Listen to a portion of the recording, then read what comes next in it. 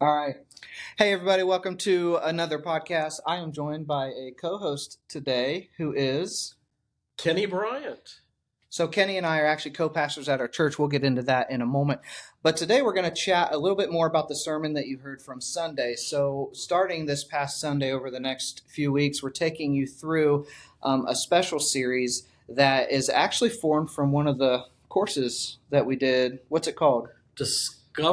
And there's three sessions, right? What are the three sessions? Discover your church. Mm-hmm. Discover your gift, Mm-hmm. your gifting, because God gives us all different gifts. Yeah, He does. And then discover how to grow.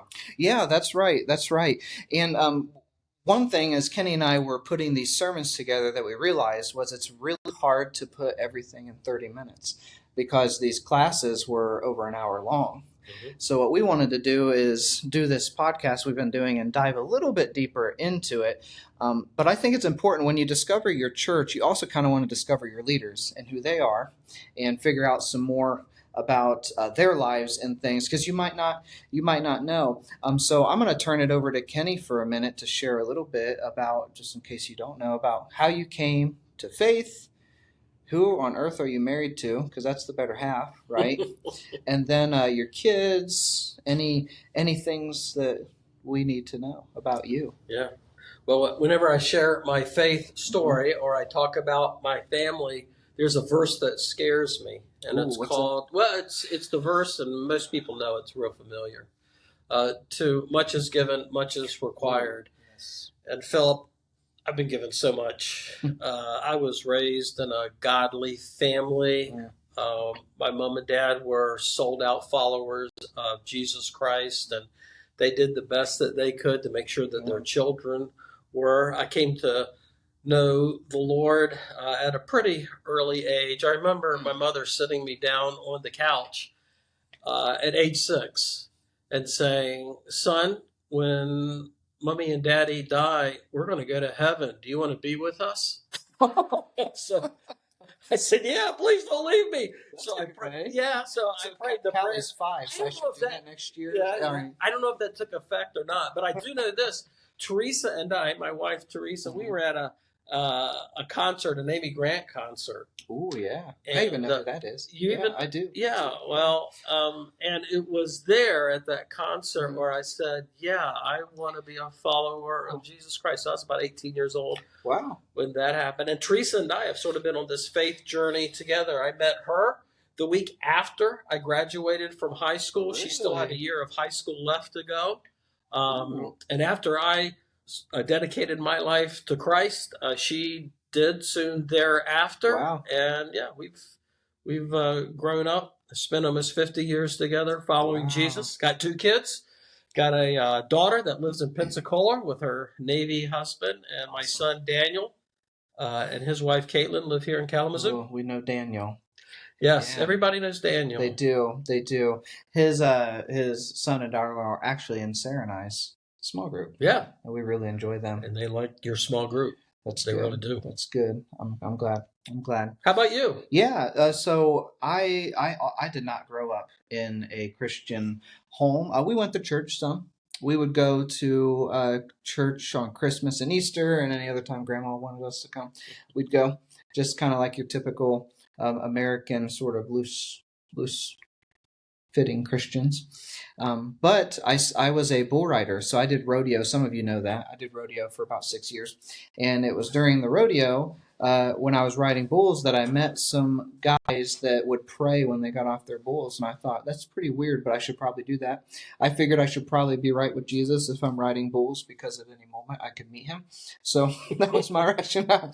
So that was what I thought. So I became a follower of Jesus. But man, I jumped all in. So I started wanting to go to church. I didn't have a license, so my dad had to take me. And then we ended up finding a, much like this, a community church, non-denominational church like KCC is. And we started to go. And there was a youth pastor there, Ben. I attribute me being not in prison and also a pastor to Ben because he just helped keep me on the straight and narrow because teenage boys can be just not the most intelligent people at times, and he really helped me. So because of him and his mentoring. I went to Bible college, studied church leadership and preaching. Started out in youth ministry, and a couple years in, I was at this church in the middle of nowhere, Indiana, and school was getting out, including college. And I just started, I was single, and I started a young adults Bible study. And my in-laws, my now in-laws, and including my sister and brother-in-law, I think kind of knew what they were doing, but I'm so glad that they did, planted the seed.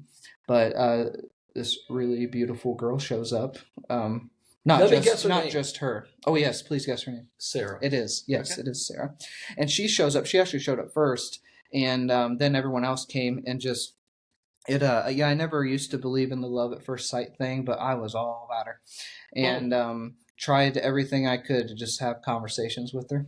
And then 6 months later, we got engaged, and now we have 3 girls. We've been all over. We lived in Indiana, Los Angeles, now Kalamazoo, Michigan. Wow! And we really enjoy Western Michigan. Teresa and I only lived one place before we moved here 6 years ago, so we're still sort of new to Kalamazoo. Where was that? Well, we were in Norfolk, Virginia, which is right next to Virginia Beach, Virginia. Yep. So, that's where we were the whole time, our whole lives. What do they say here? Because we're a co-pastor, and if you missed the sermon Sunday, go back and listen to it. We talk a little bit about what that means, but our elder board jokes. They said we took East Coast and West Coast and put them together in Kalamazoo.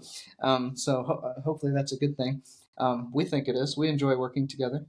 I like you. I like you. Good. As well, yeah. So from the Sermon Sunday, we talked about a lot of things. We talked about some of our core beliefs, the things that we really believe. We talked about how we major on the majors, minor on the minors. One of probably the main things that we major on are Jesus is the Son of God. But this is the Bible. Everything we do comes from Scripture. We are Bible-based. And we're also autonomous. But we talked about, too, how we are co-pastor led. But we also have a board. So what do you think is important for our people or whoever's watching this to know? Maybe they're shopping around for a church and are like, what's that even mean? How would you describe it? Well, it is strange. It is. But it's one of the things when I was looking at my next ministry, and I saw this on a website. Actually, somebody called me and told me about this position. And I saw that it was a co-pastor model. Yeah.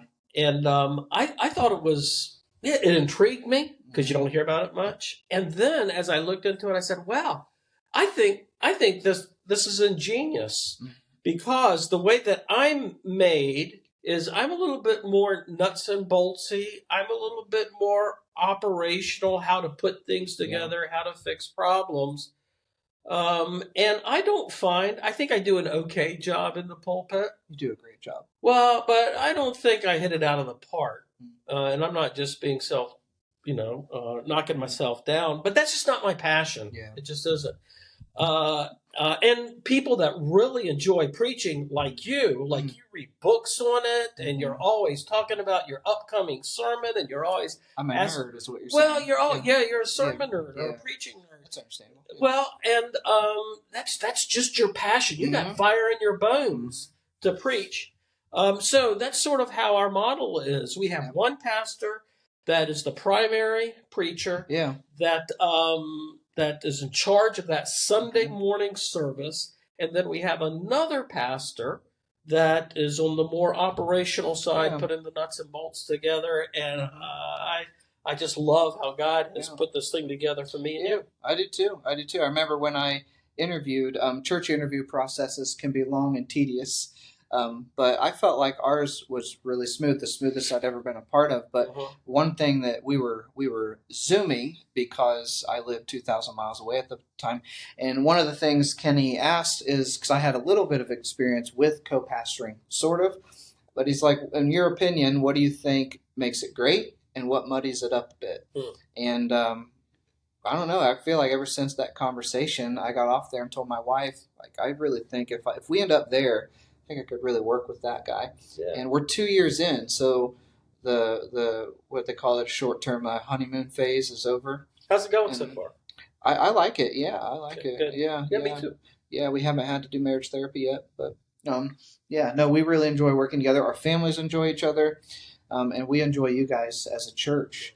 So we are actually going to do these every week during this series, and hope that you tune in because we'll go a little deeper with where we're going. And just so you know, he said it already. This past Sunday was Discover Your Church. This coming week will be Discover Your Gift, your spiritual gift, and how to use that. Mm-hmm. Kenny's going to be preaching that one. And then I'll wrap it up with Discover How to Grow Spiritually. And that'll be the Discover course, so everyone will go through that. And we'll do it again because we keep seeing new people. So we'll do it again. Y'all come? Y'all come. That's what we say in Virginia. Y'all come? Y'all come. Out in California, they say, just come. Yeah, yeah. But I'm from Ohio, so we say kind of the same thing. Yeah. All right. Yeah. So, all right. Hey, thank you guys for tuning in, and we will catch you in a week on the next podcast. Thanks.